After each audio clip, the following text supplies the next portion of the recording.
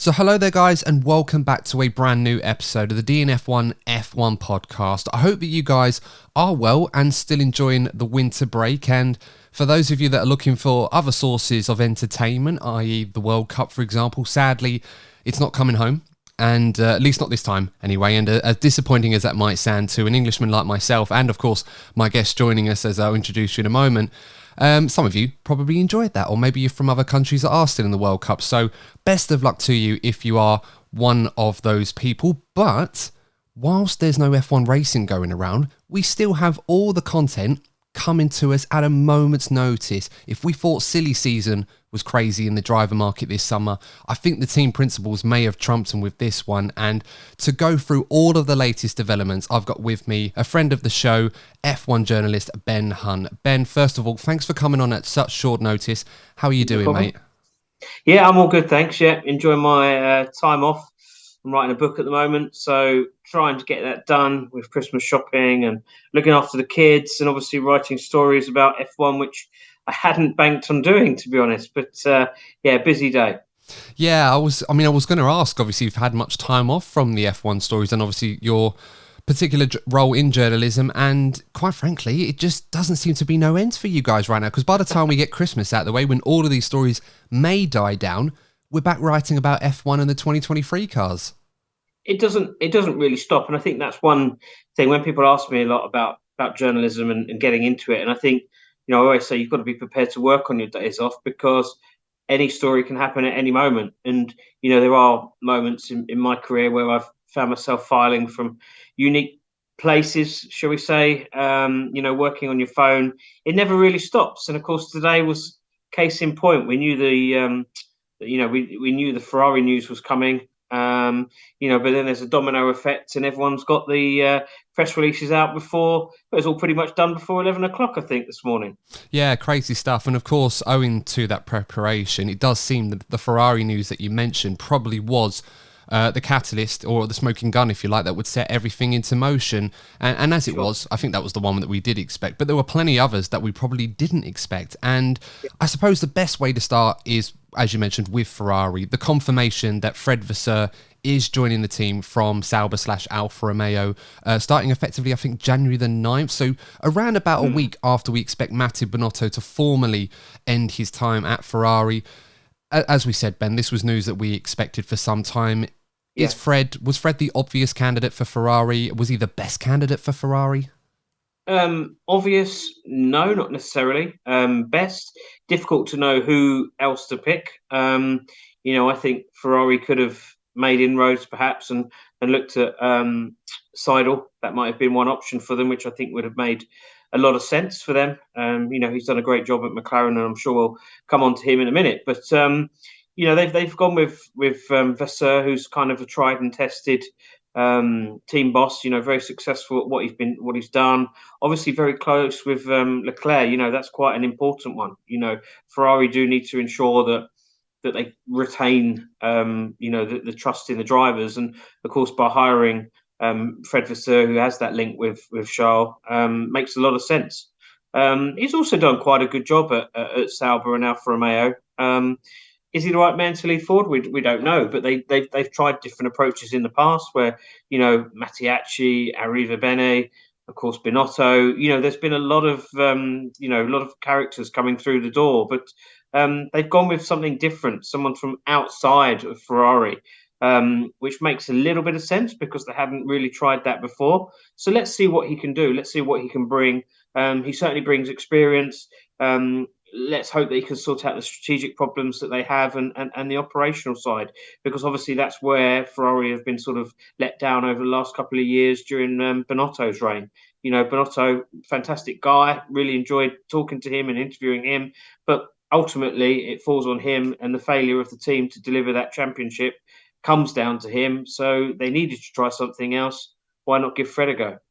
Yeah, absolutely. And I think I'm right in saying that this is the fifth team principal that they would have hired since they last won a world championship so many years ago, back in 2008, the constructors, if you like, and obviously even longer for the drivers. And it's been the same old problems with Ferrari. They seem to go through cycles where they find, or they stumble at, not so much stumble, but they find developments with their car and the team, and they grow this whole Ferrari culmination of success, if you like. It starts to build momentum, and then it gets to a point where they're in a position where they could challenge for a title. They come up short for a plethora of reasons, a few which you've already mentioned, with strategy and issues with development. And then rather than stick to it and see where they go longer term, if they do end up being successful a year or two later, they do seem to still have that habit of getting rid of the man in the team principal role and then looking for a new direction at a point where you feel that it could do more harm than good, having to restart again. Do you think there's a fear that Ferrari may have repeated this process by getting rid of Binotto perhaps a year earlier than perhaps they should have done? Possibly. I mean, time will tell. I think that, under him, the culture changed in the sense that it was a much more friendlier team. It's much more open. Perhaps it was too nice. I remember writing a blog, or it was my column actually, during last season, and saying that maybe he's too nice. He was too apologetic, trying to get on with team bosses, and maybe they need someone to be a little bit nastier, someone to be totally ruthless, and also to sort those problems out, because it's all very well being a nice guy and getting on with everyone, but you do need to have that killer nature within you, to execute the success on track. And I just feel that sharp end was missing from Binotto.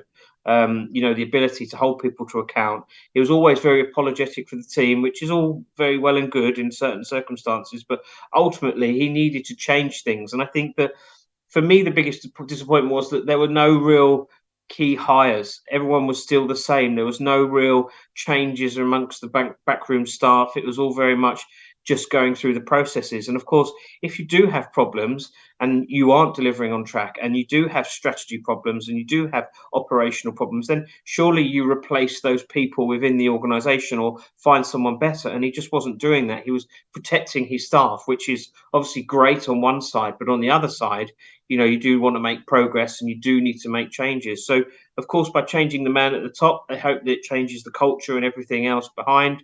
I do believe that Vasseur has so much experience within motorsport, not just F1, that he will be able to draw on the expertise around the paddock. So I wouldn't be surprised now to see a few senior personnel swapping places as well. So maybe a new head of strategy, maybe someone on an engineering side as well. So I foresee that sort of thing happening now. Him getting the right people in place to hopefully drive that team forward. You'd certainly hope so. And obviously, a lot have been said about Laura Meeks' role within the team. That still seems to be continuing. So at least in the immediate aftermath of Binotto's resignation, that we've got confirmation of, it does seem that certain personnel in that Ferrari hierarchy are still remaining. So it's not going to be a wholesale change, as you and I would often associate with as football fans, where usually when the manager goes, the backroom staff go with him, and it's a whole new team, a whole new way of working.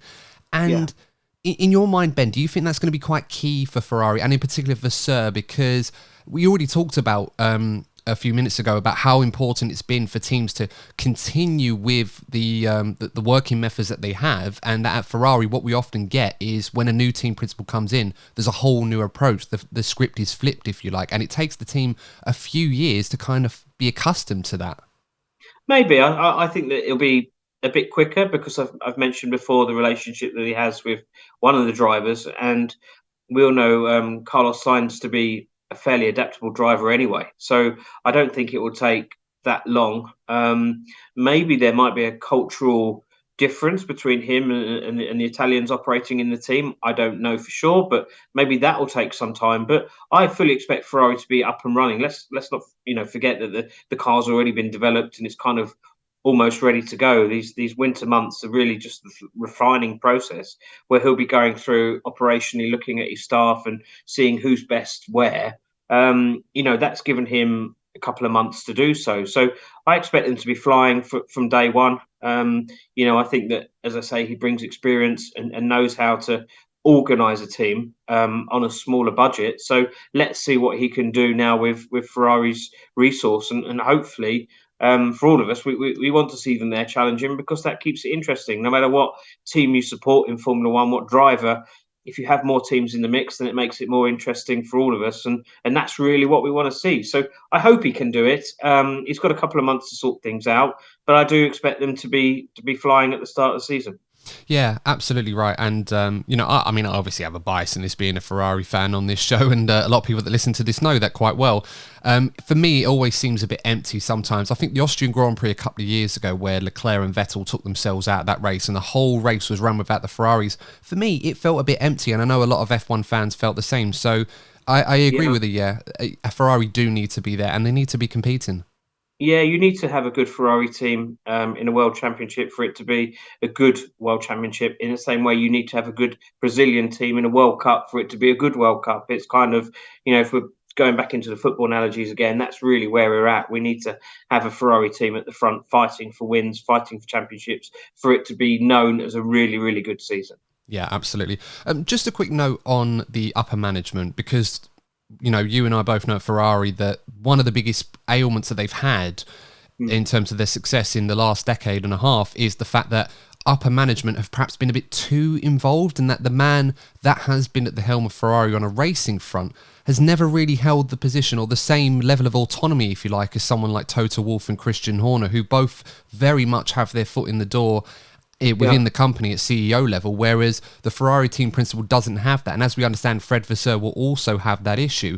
We talk about John Elkann, the Ferrari chairman, and Benedetto Vigna, who is the CEO at the team, and they were never really fans of Binotto, so to speak. I mean, Binotto was a Sergio Marchionne appointment before he sadly passed away. He was very much a Louis Camilleri man as former CEO at Ferrari before he moved on following a difficult battle with COVID.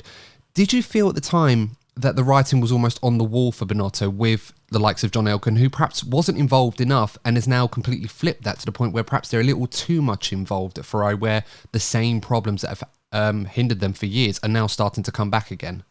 Maybe. I mean, the way that company is set up is different to how the Mercedes F1 team is set up. The way that Red Bull is set up is that, they're very separate to the Mercedes board and obviously separate to the Red Bull board. So Ferrari is part of the brand, part of the company, whereas the other two that you mentioned are sort of satellite companies for that one. So the structure is different. Ferrari and F1, they do obviously go together. I would say that yes, the structures are different. Was the writing on the wall? Probably. I think that another year of failure, despite having built the quickest car.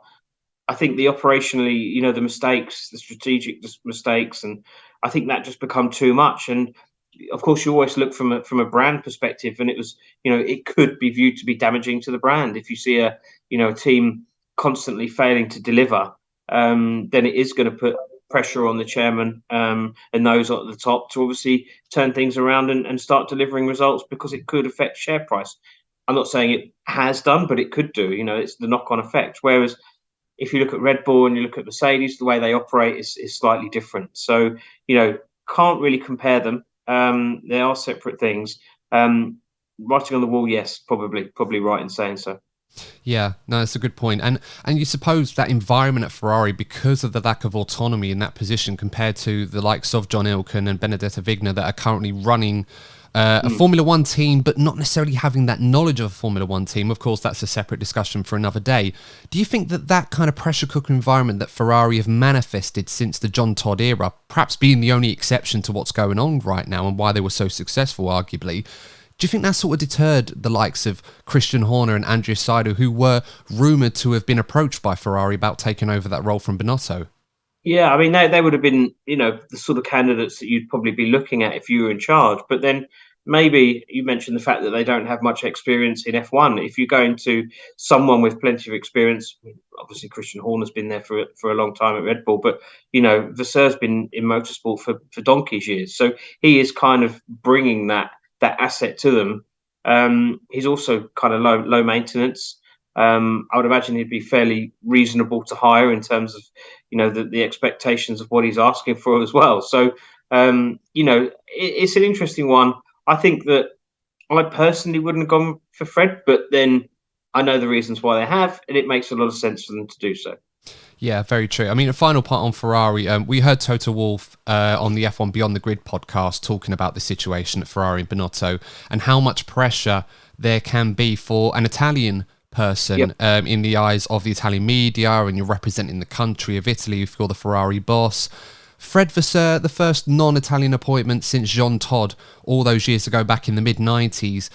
How is he going to be able to cope with that pressure being a non-Italian? Is this something that could turn out to be a blessing in disguise if he's not privy to the Italian media all the time? Yeah, possibly. Yeah, possibly. I think that the importance of being an Italian, working for an Italian team, has definitely died down. I think that you only need to look at Italian drivers and the lack of actually within F1. To see that it's not so important for Ferrari anymore that they haven't got a Ferrari Italian driver. So I think that there's no reason why there should be this, attitude just because he's not Italian, he's not going to be successful, and the team aren't going to get behind him, because I fully believe that they will. Yeah, it sounds good, and I'm glad you're quite upbeat about Vasseur's appointment, because a lot of people that I've spoken to, or even in the past, whilst Fred Vasseur seems a good candidate, and obviously for someone like Charles Leclerc, it's a great character to have, not to suggest that there was a rift between him and Binotto, but we saw a lot go on last season that wouldn't exactly suggest they were the best of friends. It's always going to be good for someone like him, and perhaps this could be an appointment that may turn out to be better for Ferrari than others may have earlier perceived, really. I mean, a lot of people talk about the old regime, talk about the holy trinity, if you like, between Schumacher, Todd, and Ross Brawn. Very much a contrast to what we've seen at Ferrari, and which has culminated in their most successful period. So perhaps we might need to get on this Vasseur train. Hopefully it will bring the success. I know Ferrari certainly will, but if it doesn't, in a few years' time, I wouldn't be surprised if we end up with the same result. And then where do we go from there? Yeah, I mean, it's a fresh pair of eyes, isn't it? It's a fresh change. As I say, they've tried everything else that hasn't really worked. So why not go for something a little bit different, and poach someone from a team that understands the workings of Ferrari? He was obviously working for Alfa Romeo for a period of time. I know it's the Sauber group, but he knows how Ferrari works. He now knows how it ticks. He understands the pressure as well. So I don't think he's going to get caught out by any of that. No, and I certainly hope not. So, but let us know, guys, your thoughts in the comments if you're watching this pod on YouTube. Is Fred Vasseur the right man to lead Ferrari forward? And will Ferrari win a championship in his tenure? Let us know in the comments. Moving on to what we expected, to one that I can't imagine many people certainly expected, and it's quite convenient that this was all agreed between these three teams, if you like, Ferrari, Alfa Romeo and McLaren, which we'll get onto a little bit later on, hence why all their announcements sort of came within, as you said, Ben, 20 minutes of each other. Was Andreas Seidl's appointment at Sauber. Now, not necessarily as the team principal, he's going to be in Fred's former role as the CEO of their operations at Sauber and Alfa Romeo. This appointment, whilst it definitely surprised a lot of people, considering, of course, Ferrari were rumoured to have approached Andreas Seidl about their role at Ferrari, this seems more aligned to the Audi 2026 project rather than Sauber in the modern day.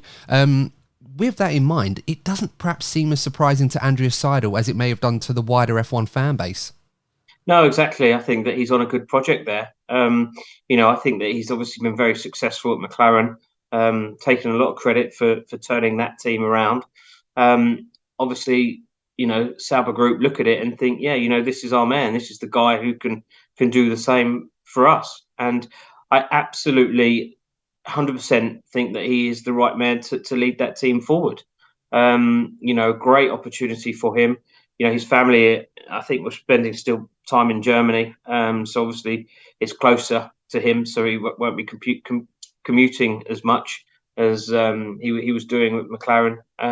It makes sense for a lot of reasons. And I think that if I was working in Sauber and looking at the board and thinking, right, who are we going to get in here to lead this ship as part of the Audi project, I think that he would be number one on the list. Right man for me. And I think that's a great signing for them. Yeah, I agree very much so. We look at a team like Sauber and Alfa Romeo, and of course that partnership's going to end fairly soon. And one at the time that, whilst there may have been some level of ambition to try and turn the former Sauber team into potentially a race-winning unit, as it was with BMW Sauber back in 2008, it never really had that conviction. It felt a lot more like a branding move than anything else, and just to keep Sauber in Formula One. This time, however, with the Audi brand looking to try and get into Formula One, it was never going to be a manufacturer team. It may turn into one over the years that come. This one very much seems like a lot of ambition and a lot of finance and a lot of resources going to be put into this project, to the point where, Audi, they're doing their homework right now and could be a force when they formally enter the sport in 2026. Yeah, that's right. I mean, they've given themselves a run up, haven't they? And that's the main thing. They're not coming into it with, eyes closed, their eyes wide open, and obviously giving themselves plenty of time to learn the ropes, understand it, get on top of the technical rules. And as I say, if you're pointing at someone like that to oversee the operation, he's done it at McLaren. He knows what he's doing. He's done it at Porsche. He's done it at BMW. So he's got understanding of how German teams work. He's achieved success. He ticks so many boxes. I just think that it's an absolute no-brainer for them to pick him to run the operation, and I look forward to seeing them coming into F1. I think the only question I've got now is who's going to take that team principal role, because he's not taken that. He's taken the role at the very top. So it'll be interesting to see who they bring in to run the team. Do they bring someone with experience with an Audi connection, someone like Alan McNish, or do they bring in someone with F1 experience? McNish obviously has some, but largely running an F1 team is slightly different. But let's see. I don't know who they're going to appoint. Thinking about it, McNish would probably be a wise choice. He was fairly successful working in Formula E. I just don't know at this stage who they're going to pick. Yeah, it's an interesting one. I always entertained the idea since it was announced this morning, thinking about this, that it would be quite interesting if Mattia Binotto found his way over to that project. I mean, we know that there's always rumours about gardening leave and stuff like that, and we know at this point in time, Mattia is working with Ferrari up until his contract, up until the end of the year at least, not his contract. So yeah, and there's that gardening leave. Yeah. So I mean, he would be free to start. The press release this morning said that they will announce it in due course. Maybe he is the guy. Maybe he'll be the one to lead their F1 operation. We'll see. I mean, it would certainly be a coup for them if they... But, Andrea Seidl, of course, a mega acquisition. And admittedly, from the Ferrari perspective, I thought that would be the perfect candidate for that role. But, of course, perhaps the lack of autonomy within that outfit that they may have promised him if they approached him was probably what swayed him away from a move like that in favour of going to somewhere like Audi, where he does have that level of autonomy. And this is a promotion for Seidl as well. This is certainly not a sideways step. No, absolutely. He'll be very well looked after taking that role on, I would imagine. Yeah, very much so. And that brings us nicely, of course, to a team that shockingly he's left behind in McLaren. Are you surprised by that, Ben? Because McLaren were very much on an upward trajectory, certainly by no means the finished article. And Seidl was moved from that role, returning, of course, back to a team where he started out as an engineer, of course, we should mention that. But it is a bit of a surprise. Yeah, but it's not surprised that he's been poached, if you like. You think of, let's go back to football, someone like Graham Potter doing really well at Brighton, and it's inevitable that a bigger club will look at him, and obviously he goes to Chelsea, and will he be a success there? Let's see. But ultimately, Andreas was very, very successful in a short period of time and turning around the culture within that team. Zach Brown, super hire. Let's give him some credit, because he's the guy who appointed him in the first place. Together, Brown and Seidl seem to work very well together. A great driver pairing. This year, I think, in Daniel Ricciardo, I know it didn't come off for him. And of course, sticking by Lando and watching him perform quite well. Obviously, there's exciting times. Another new driver lineup again for McLaren next year. Let's see how well that turns out. But I don't blame Andreas Seidl for leaving. I think he's gone for the right reasons. And as I said before, it's an exciting project. I'm just a bit disappointed for McLaren that he's left, really. It's quite nice to see them making inroads and sort of getting closer to regular podiums. Of course, they've made a smart decision to promote within someone who already understands the workings of the business. So, they're hoping that the transition isn't as bad as they first feared.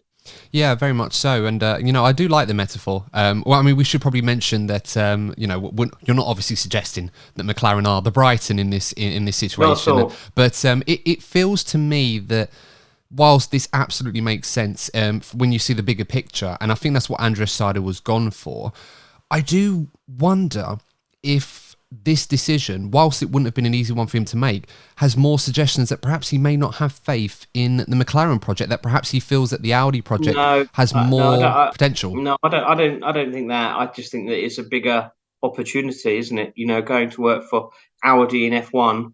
I know people are going to hate this, but the potential there is massive when you consider that's part of such a huge group with so much clout behind it. I know McLaren have the history, the heritage, and everything else, but the other project could be huge. It could be massive if they get it all right, which is obviously what they're hoping to do.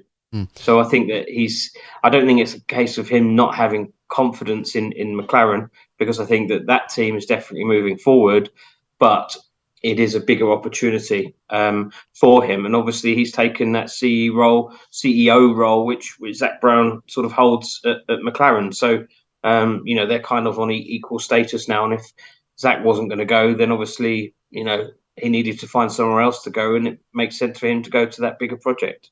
Yeah, I mean, looking at it, I suppose from the outside, it's understandable to have that concern, but perhaps this is one of those, perhaps Andrea knew for a while that he might have been approached by Audi and probably thought, you know what, McLaren's in a good place, it's got great people there, it doesn't need me at the helm anymore, I suppose, if you want to look at Yeah. it with a more glass half full approach, I suppose. Yeah, I think there was an interesting bit in the press release from Zach Brown. The final quote.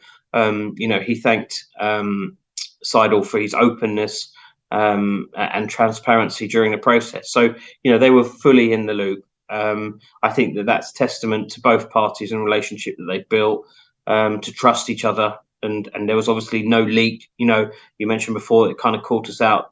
It did kind of catch us out because we weren't really expecting it. So that's great to see that bond exists between the two of them. I just hope for McLaren's sake that they don't lose any momentum. It's quite a big job overseeing this overhaul of driver lineup. Let's see how that's going to happen. And I just hope that they're just a little bit more consistent next year with their performance. Absolutely, and with the improvements in the infrastructure, which should hopefully help them in 2024, at least by 2024, there is certainly room for positivity with McLaren, despite losing such a key figure like Andrea Seidl to a potential rival over the next few years when they eventually come into Formula One. We'll have to wait and see. Moving over to McLaren, to look at the positives now, is Seidl's replacement already been announced by McLaren and Zach Brown with Andrea Stella, who, by Zach Brown's admission, has a wealth of F1 experience. It's a promotion within the team from their former executive director of racing to the team principal role. A lot of experience for Andrea Stella. Just a few names off the list, being a performance engineer at Ferrari with Michael Schumacher, Raikkonen, being being a racing engineer with the likes of Raikkonen and Alonso.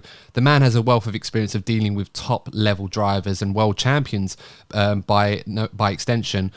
Coming into this role at McLaren, there's going to be a lot of pressure to take over from what Andreas Seidl has done at the team, take over where he's left off. But having worked within that team since 2015, he's obviously been privy to a lot of that going on. It does seem on the surface that this is a good role, or this is a good replacement that has been lined up by the team, and perhaps one they've known for some time. Yeah, and as I say, I think that's the thing for me. They're time to plan it, and I don't think that it's caught them out. They knew that Andreas had been sought after for the Audi Sauber project. And I think that as soon as they knew that was happening, that they were very keen to ensure that I had a ready-made replacement, and that's exactly what they've got. Someone that knows the business. There won't be any transition period. It will just be business as usual. Things will just carry on. It's just a new person in the office, really, or moving offices. So I think from a continuity point of view, then that's great for McLaren.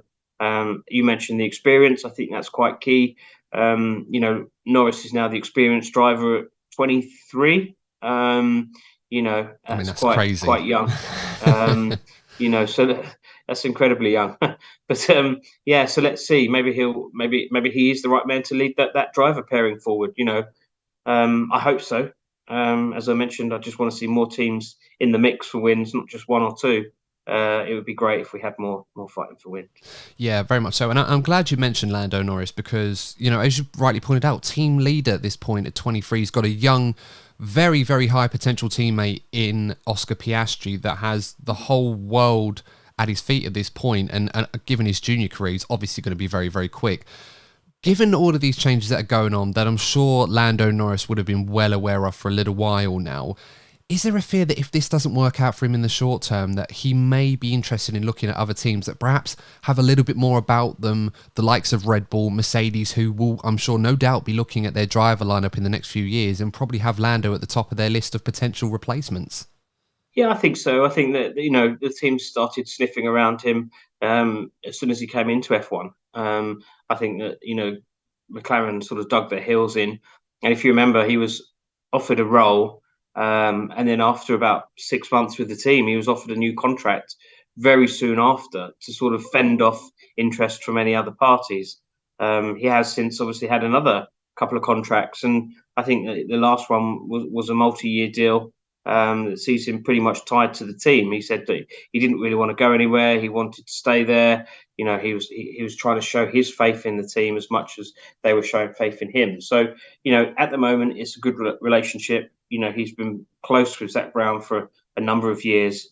Makes sense to him to stay there, but obviously, if the opportunity came up, a Red Bull or a Ferrari or a Mercedes, then obviously he would have a look at it, wouldn't he? I mean, it would make sense for him to do so. But I'm just hoping that he doesn't need to and that he has success with McLaren because it'd be a great story. Yeah, absolutely right. And I certainly can't wait to see it if it does turn out to go that way. Last thing on McLaren, obviously, with Andrea Stella's appointment, whilst it's going to be a good one for McLaren, in my opinion, there's a lot of experience and know-how there within the team's workings. It's not someone fresh into the team that doesn't know what's going on. There's always going to be that transition period into a role of that magnitude at McLaren and a lot of expectation that comes with that. In Zach Brown's statement, he did mention that he's going to be excited to be working more closely with Andrea Stella, with a joint focus on moving up the grid and winning races being the priority. Does that mean that you expect perhaps Zach Brown to take a more, to be a lot more involved in the Formula One team and compared to what he's been doing when Seidl was in charge? He kind of just left him to his own devices and ran the brand and ran the marketing, whereas now, Yeah. it could be different. No, I think we'll still see Zach playing a hands-on role as much as what he's been doing the last couple of years. He is there. He's ultimately the guy to hire and fire. I don't see his role changing at all. I think that he'll be across all the projects that they continue to be in. They've announced that they're going to do another season of Extreme E. They're obviously going into their debut Formula E season, so I'm not sure how much involvement he'll have in that, but he is still in charge of it, so he'll have to go to a few races, no doubt. And of course, yeah, the IndyCar operation, which he oversees as well. So, he's kind of busy. I don't think that he'll be taking on any more F1 operation than what he's doing at the moment. I just couldn't imagine how much that guy sleeps. I mean, he looks pretty good for someone that is as busy as he does. So, yeah, best of luck to Zach on that one. Probably no chance of me getting him on the pod anytime soon because he's going to be a very busy man. Moving on to Williams, the last team that have had a bit of a shake-up. The first team, actually, to announce their shake-up with the departure of team boss Jos Capito and technical director FX de Meissen as well. They were in the team for 2 years as part of this new change with Dorilton Capital taking over the Williams team. Was this a surprise to you, Ben? Because Williams, whilst they were looking at moving forward and perhaps handling a bit of a transition following the handover from Claire Williams and obviously the late Sir Frank Williams, Williams never really went forward. If anything, they took one step back to go two forward and ended up kind of where they've been, really, which is at the back of the grid. Yeah. I was pretty disappointed with the way that his tenure at Williams fizzled out. He came in with that reputation. I think what I would say is that he was found out very quickly, if you like, by McLaren, who had him for about 6 months before he was gone. I just don't think that his approach worked at Williams, and there were rumblings and a bit of discontent, and clearly they weren't making progress. And I think the flip side of it was that Dalton do want to start seeing success. They bought into Williams, and they want to see that team moving forward. And ultimately, let's go back to the start of the pod where we were talking about Ferrari. And if you don't deliver, then ultimately the person at the top, their head's on the block, and they've got to pay the price for the failure to deliver. So I wasn't surprised to see him go. I'm not sure who they're going to get. I think that's the biggest thing for me at the moment. Who's going to lead that team forward? But I do know that they've got big plans.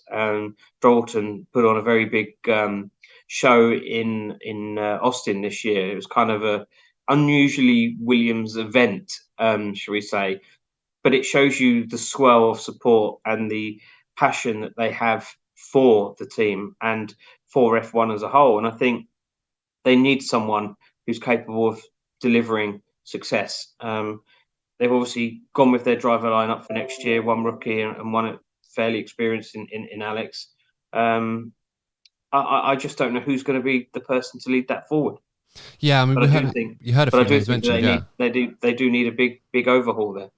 Certainly do. And as I said, this is a team that have lofty ambitions. Still running the Williams brand, so to speak. For how much longer, we'll have to wait and see. But this is a team that's always been associated with winning races and world championships. One of the richest histories in the sport. And again, it's a shame that they are lagging behind as much as they have been. It's interesting because you mentioned rightly about this contrast in ideas between the likes of Jos Capito and the Williams team. We had quotes going from both sides talking about the other, really, and not necessarily in a flattering light either. We had Jos Capito at Abu Dhabi. I think one quote I remember reading saying, "What are we doing now? It's like surgery on the open heart while the patient is running a marathon." Talking about the lack of infrastructure and the lack of top-level facilities that Williams has compared to the rivals that it battled with for so many years that have obviously progressed over the last few decades, where Williams have not necessarily done that. And then you've got the boards suggesting that whilst they've been respectful, the opinion of the likes of Jos Capito and FX Dimerson, by contrast, has not been up to code with a team that has those level of ambitions. No, and I think both parties are right. And the reason that it did come to light in that race is because probably he already knew the writing was on the wall and that he had been asked to go. So I think that's probably why he said it there and then. But yeah, both are right. Williams do need to have that all that infrastructure in place. I believe now is the time to get it in place. But obviously, it starts at the top, and they've got to get the right hire for the right person to lead them forward. But as I say, I mentioned it before, but they do need a massive overhaul of every department within that team to start moving forward. I suppose that leads me to one of my last questions on this one, Ben, and that's if, Doralton Capital that have spent so much money on this Williams project to buy into it, to save it from the brink of extinction during COVID, they were really struggling financially. Yeah. It almost feels right now that Doralton have to make a decision, and a really long thought out one, whereas they continue to try and work with this project that they've already invested a lot of money into and will have to invest more money to see the fruits of their labours, get the right person in to see that through and actually have the quality and reliability to actually deliver on that, or potentially sell up to a team or someone like Porsche, for example, who have been looking for a team since that partnership with Red Bull had broken down earlier in the season. So which one of the two do you think is more likely at this point in time? Yeah, I mean, there's also a story going around about there's a businessman, I think he was in Hong Kong, I got an email about it. Would you be interested to talk to him? He wants to buy a team and start everything up. I mean, look, there's always these characters that surface that want to get involved in F1, and F1's obviously super popular at the moment. So, yeah, I mean, if you're a business, which Dalton are, if they get an offer which is obviously more than what they paid for it or valued the company at or whatever, then they would probably look at selling it. It would make perfect sense to do so. So let's see what happens with that. The fact that they haven't got anyone lined up at the moment, as per the press release yesterday, tells me that they are biding their time. They are seeking the right person to lead that team forward. So I just hope they get it right. There's no rush at the moment. Nothing's going to change over the winter. As long as someone's in place for the first race in Bahrain, that's all that really matters. Yeah, and obviously we'd heard rumours about potentially Hyundai looking to get into Formula One as well. And right now it does seem that, manufacturers like that, not necessarily going to be able to put forward a manufacturer team unless they put up the cash. It may be financially better for them or more feasible to buy into a straggling team like Williams. As much as we want to see an extra team on the grid, Ben, do you think it's more likely that we end up seeing a team buy into someone like Williams, or do we see an 11th team perhaps? Yeah, I think that's the easiest way to do it, isn't it? Buy something which is already ready made. I think the process that Haas went through was labour intensive and costly and took a little while. And I think that's most unlikely. Which is why it's surprised to see Andretti insisting on going down this route of wanting to come in as their own entity. I mean, I applaud that, and I like the idea of starting from scratch. But it really is a massive job.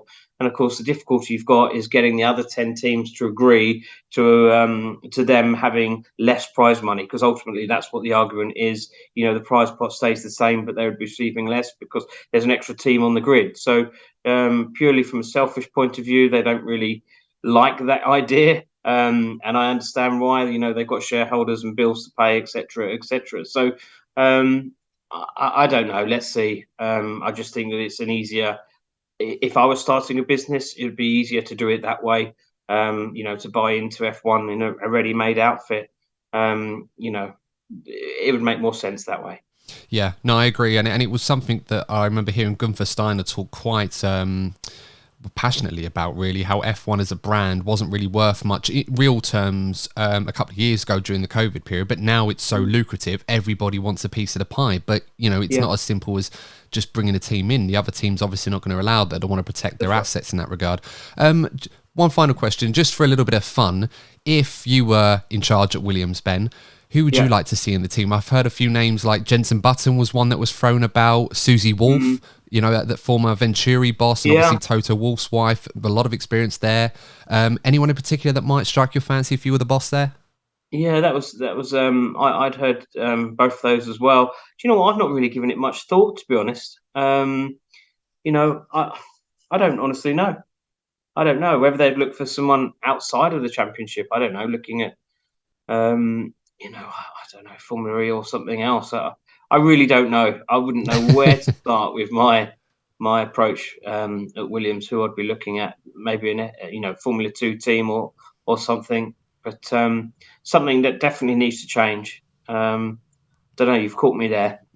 Well, I mean, you could always have a bit of fun with it. Bringing back the football analogies once more, if we like. If Gareth Southgate's had enough of being the England manager, maybe he fancies a go at Formula One.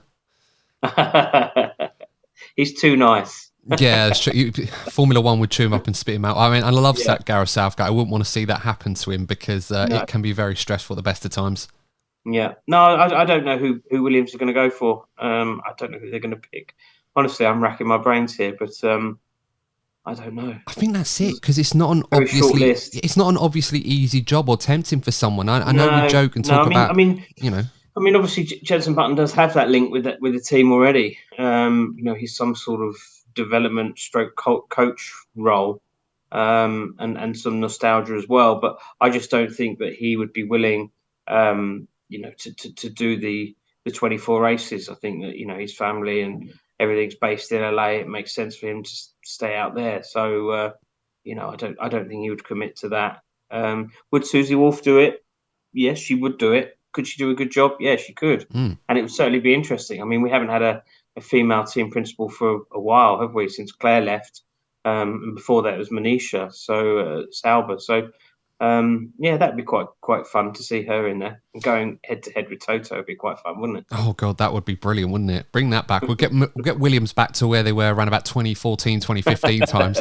Fight with Mercedes, and we'll see how that one goes. It might be even spicier than Christian versus Toto. We'll just have a battle of can't think of an appropriate name for it, but we'll leave that to the imagination of our listeners. But no, that was fantastic, Ben. Thanks as always for coming on. No over the winter break, obviously you're quite a busy man yourself. Anything in particular that you're going to be up to other than obviously spending time with the family and other projects? time with the family, the odd F1 story, do a bit of football, and then I'm also writing a book on Lando Norris as well. So quite a bit going on, but yeah, keeping busy. Certainly not doing nothing. Yeah, definitely. And of course, when your book is formally published, we'd love to have you back Yeah, on to talk about that. We're sure. happy to plug that. And I'm certainly looking forward to reading it as well, because Here we go. that's going to be an exciting read. But I've got to finish it first. yeah, well, we had been talking off air about that a little bit. So obviously I don't want to bother you too much, because I know you're obviously going to be busy trying to keep to your deadlines and all of that. So, but we appreciate you coming on nonetheless. And guys, of course, as always, check Ben's socials out for more great F1 news and content. Always up to date with the latest, as all top journalists are. And we'll leave those in the show notes and on the YouTube channel if you're watching this as well. And you know what to do, guys. Give us a 5-star review on your favourite podcast and platform for a shout out on the next episode, and like and subscribe to the YouTube channel. And of course, we did a great episode with Craig Scarborough the other day on the new F1 technical regs, how they're faring up and how they'll do for 2023. Actually, it reminds me, quick question, Ben. 2022 regs. I'm glad you didn't get me on for that one. Well, I'll ask you just a quick one on that one before we round this all off. 2022 regs, a lot of people will talk about them, whether they were a success or not, in terms of the racing itself. What did you make of them? You a fan of them? What, you mean last year or the new regs coming in? Well, the last year's ones, preferably, from what we've seen. I didn't mind last year. I thought last year was okay. I think I'm one of those freaky people who actually quite like the sprint race.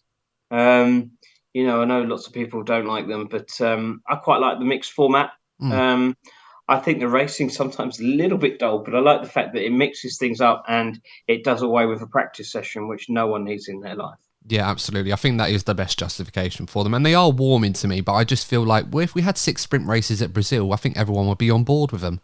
But there you go.